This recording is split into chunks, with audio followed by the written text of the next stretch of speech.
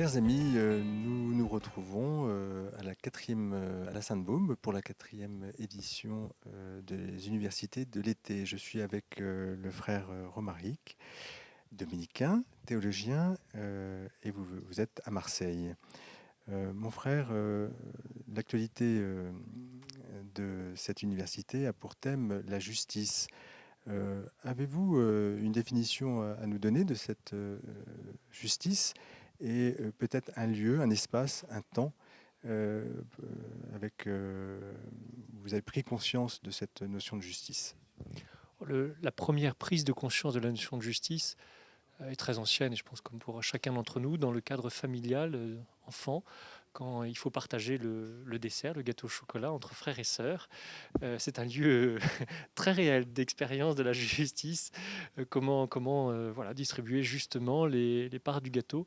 Donc ça, je pense, a été un des premiers lieux qui marque, et plus largement, j'ai eu la chance d'avoir des parents qui nous ont beaucoup sensibilisés justement à cette idée de justice, d'un partage qui soit juste, qui corresponde aux attentes, aux besoins des uns et des autres. D'où effectivement du coup une définition de la justice qui est très classique, qui revient à ce qu'on trouve chez les philosophes grecs et qui est reprise par saint Thomas et reprise par le magistère, et qui est le fait de donner à chacun ce qui lui est dû selon ses besoins et ses mérites. Justement de tenir compte des besoins des uns et des autres pour donner aux uns et aux autres ce dont ils ont besoin. Alors, cette définition rentre en percussion, j'ose dire, avec la postmodernité, ce monde qui nous entoure, et comment réinventer ou plutôt replacer cette notion de justice dans le monde qui est le nôtre. Ah, ça, c'est toute la difficulté. C'est sûr que cette notion rentre en conflit avec la postmodernité, qui insiste beaucoup plus sur une forme d'égalitarisme, où il faut donner strictement la même chose à tout le monde, sans tenir compte justement des situations divergentes. Comment arriver à réintroduire tout cela? Peut-être en faisant comprendre que euh, le fait qu'il y ait une différence ne signifie pas qu'il y ait une supériorité. C'est-à-dire qu'on peut concevoir qu'il y ait inégalité sans qu'il y ait supériorité ou infériorité de l'un ou de l'autre. Une poire, c'est pas égal à une pomme. Pourtant, on ne peut pas dire que l'un est mieux que l'autre. C'est différent. Et donc la différence ne signifie pas, ou l'inégalité ne signifie pas l'écrasement de l'un par rapport à l'autre. Je crois déjà de reprendre conscience de ça. Il peut y avoir différence et en même temps chacun avoir une dignité qui fait que voilà, je ne suis ni meilleur ni moins bon qu'un autre, mais j'ai des droits qui sont légitimes en ce qui me concerne. Il y a une différence entre justice et égalité, en tout cas l'égalité telle qu'elle est promue par la société et par les formes de gouvernement que nous avons. Alors en fait, tout dépend de comment on définit les termes. Après, on peut définir justice et égalité d'une façon qui fait que c'est pareil ou que c'est différent. Peut-être pour prendre une formulation qui sera plus claire, il y a une différence entre justice et égalitarisme. L'égalitarisme qui fait de faire un nivellement, tout le monde pareil, quelle que soit la situation, ce qui est différent de la justice qui justement tient à ajuster. Le principe même de la justice, c'est qu'on ajuste à la personne.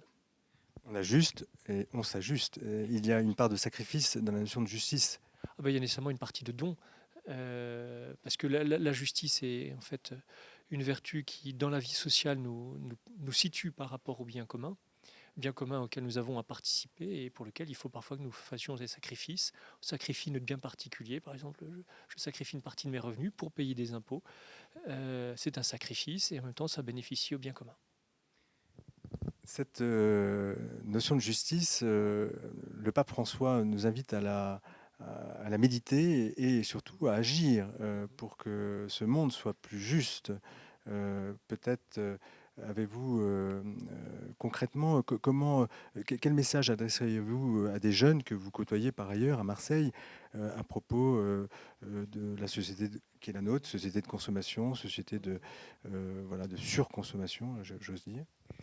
Qui est que certes, nous vivons dans un contexte social déterminé et déterminant, qu'on peut reprocher à la société d'être ce qu'elle est et dire il faut la changer, mais la société changera parce que déjà moi-même, je change. Donc, premier conseil, c'est pour chacun de ces jeunes, concrètement, comment chacun essaye de vivre la justice, de l'incarner au regard de ceux qui l'entourent.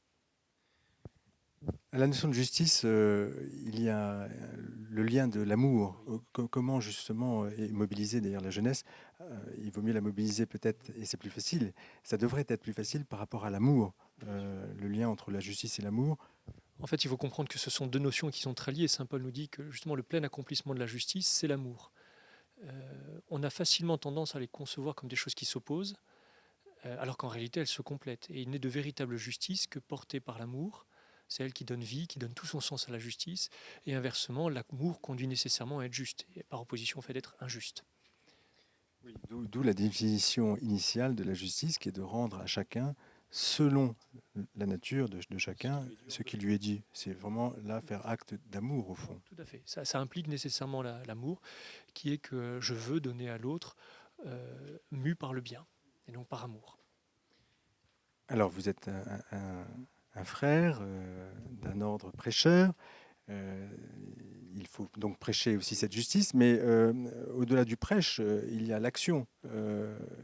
On aurait tendance à peut-être par panache, par goût de l'action, tout simplement, à s'engager au nom de la justice. Mais il y a peut-être aussi à réfléchir avant, à se former avant, pour pouvoir donc agir de façon là aussi juste. Oui.